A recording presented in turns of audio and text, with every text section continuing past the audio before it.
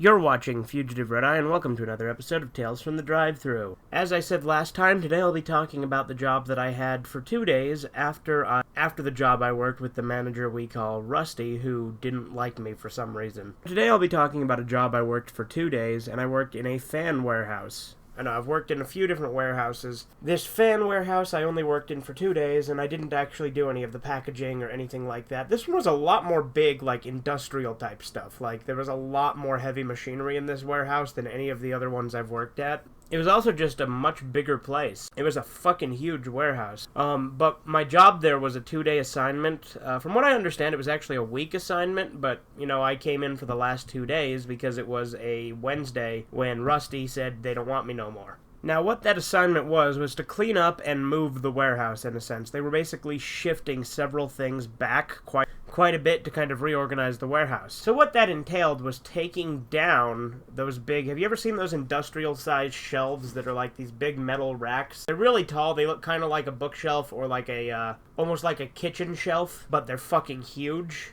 Like, they're gigantic. We had to disassemble those and reassemble them in different areas. That's what I was doing for the first day of the 2-day assignment. I'll get to the second day in a moment. So, there was a manager there I was working with. We'll call him Tornado, because that's actually part of his nickname that he was given to him, I guess, according to another guy I was working with there, who was kind of like the assistant manager, kind of. Or at the very least, he had some sort of authority, because he kind of took over when Tornado left. We'll call the other guy Bill, I guess. I don't know, we'll go with that. But Tornado was this older guy. He had like a warehouse, like, dust apron or vest type thing that said no whiners on the back of it, which I thought was kind of funny. Like, very old-fashioned type guy.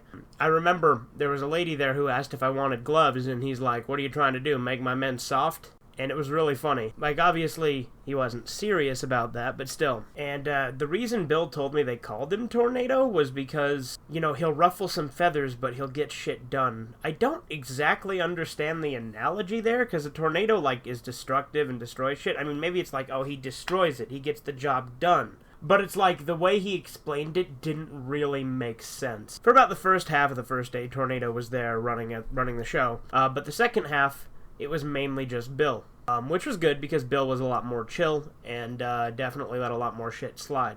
The second day, I was completely on my own, but again, we'll get to the second day in a second here. But yeah, on the first day, pretty much all the day was spent disassembling and reassembling these giant industrial-sized shelves. We used a scissor lift to get up to some of the higher parts to, screw in stuff or unscrew stuff. I guess another way I could explain these shelves is they're a lot like scaffolding. That's a good way to put it. They're very similar, but they're like permanent shelves in a sense. Some of the shelves we needed to get additional pieces because they were adding on to it and expanding it a little bit too.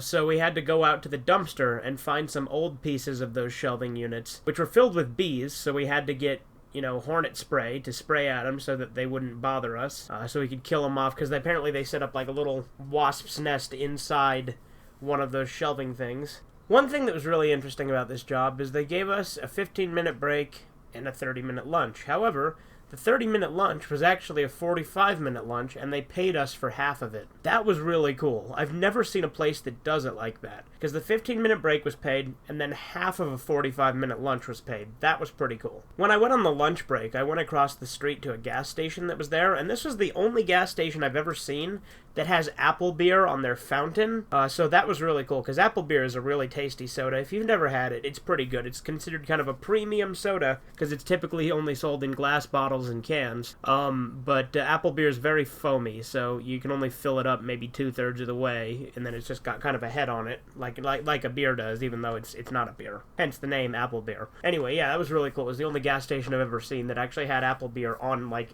on their fountain, just with the regular drinks. This was one of those warehouses that required you to wear safety goggles the entire time you were in the warehouse, as well as a bright orange reflective vest that said visitor or temp or something like that, I can't remember. It basically said requires escort, because you can't go in and out of the warehouse willy-nilly, you have to go in with an employee. Because I was a temp, again, this was also for the same temp agency. One of the guys that was working there, we'll call him Chad. Apparently Chad had been there quite a few times for a temp agency, and apparently they have these few days or week assignments regularly. He was telling me about that. So I guess that's kind of just a normal thing they do there. They'll have a few temps just for a few days and then be done with them.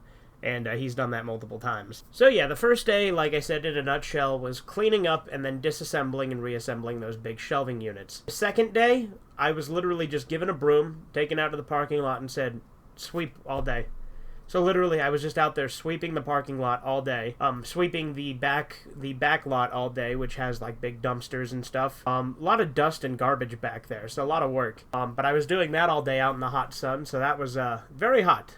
But for that second day, for most of the day, I was completely and totally unsupervised, just out there sweeping the lot. And then Bill would call me and tell me when it was time for a break. There were a couple of moments, I'm not gonna lie, where I would go in the dumpsters had these weird, like, docks that they would slide into, where it's like this big tunnel type thing where the dumpster would slide in. I would stand in some of those to, like, catch my breath and stuff, because it's in the shade in a sense. And there was a lot of this weird, like, insulation type foam on the ground all over inside those things. I think it was, like, built up sawdust that had, like, kind of gotten all stuck together, but there was a lot of it. Because there was a lot of sawdust there, as you can imagine. Then at the end of that day, I was down to, like, my last 30 minutes. Bill came out and got me, brought me inside, and had me sweep out one of the inside areas until the time was up.